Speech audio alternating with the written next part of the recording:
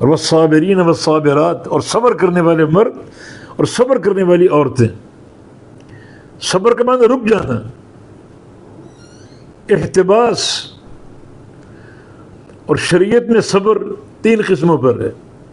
ایک صبر علی الطاعہ، اللہ کی اطاعت کرنا صبر ہے، نماز پڑھنا صبر ہے، وقت کی حفاظت کرنا صبر ہے، نماز میں روزے رکھنا صبر ہے، حج کرنا صبر ہے۔ دوام اطاعت صبر کا نام ہے، یہ صبر کی ایک قسم ہے۔ دوسری قسم صبر عن المعصیہ، گناہوں کو چھوڑنا بھی صبر ہے۔ اللہ نے گناہ جو حرام کیے ان میں لذت رکھی ہے، انسان اپنے سامنے لذت کو دیکھتا ہے لیکن رک جاتا ہے، بعد آ جاتا ہے۔ جیسے نظر کی حفاظت ہے، نظر دعوت دیتی ہے کسی نامحرم عورتوں کو دیکھنے کی، مگر نظریں جھکائے رکھتا ہے، نگاہوں کو بند رکھتا ہے، یہ صبر ہے۔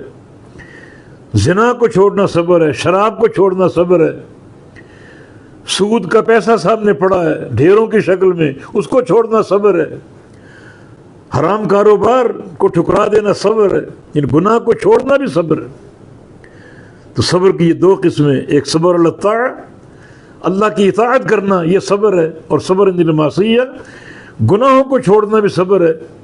اور تیسری قسم صبر علی اقدار اللہ المؤلمہ، اللہ کی تقدیر کے فیصلے جو بندے کے لیے تکلیف دہ ہیں، اللہ کی تقدیر کے فیصلے، مرض ہے، کاروباری نقصان ہے، کسی عزیز کا فوت ہو جانا، دکھ ہیں، بعض بندے دائمی بیماری میں مبتلا ہیں، مگر وہ صبر کرے، وویلا نہ کرے۔ اس موقع پر صبر کرنے کا معنی اپنی بیماری کا ہر کس و ناقص کے سامنے شکوہ نہ کرے، جہاں جا رہا ہے اپنا حال کھول کے بیٹھا ہوا ہے، مجھے یہ تکلیف، فلاں تکلیف، فلاں تکلیف، اللہ کی شکایت کر رہے ہو۔ ہاں اگر کوئی مسئلے ہے تو ڈاکٹر کے پاس جائیں، حکیم کے پاس، اپنا مرض بیان کرو، لیکن جگہ جگہ اپنی پٹاری کھول کے بیٹھ جائے، مجھے تو یہ لاحق ہے اور یہ اور وہ نہیں، صبر کے ساتھ اس تکلیف کو برداشت کرے۔ تو اللہ کی تقدیر کے جو کڑوے فیصلے ہیں، مرض وغیرہ کے، نقصان وغیرہ کے، ان پر صبر کرے، ان پر ویلا نہ مچائے، کس و ناقص کے سامنے شکوہ نہ کرے، بلکہ صبر کرے۔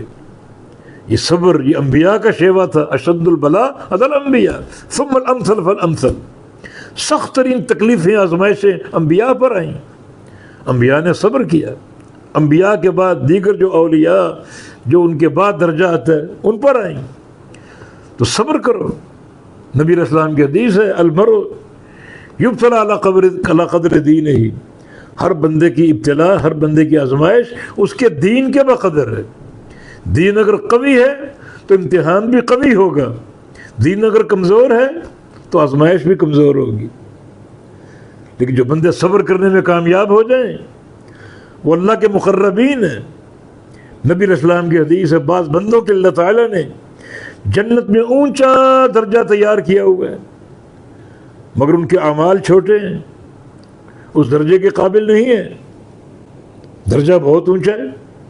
تو اللہ رب العزت اس درجے تک پہنچانے کے لیے انسان پر کوئی تکلیف مسلط کر دی، کوئی مرض آ گیا اور ساتھ صبر کی توفیق دے دی، وہ اس تکلیف پر صبر کرتا رہا، صبر کرتا رہا، حتیٰ کسی اونچے درجے کے مستحق اور اس کے قابل بن گیا۔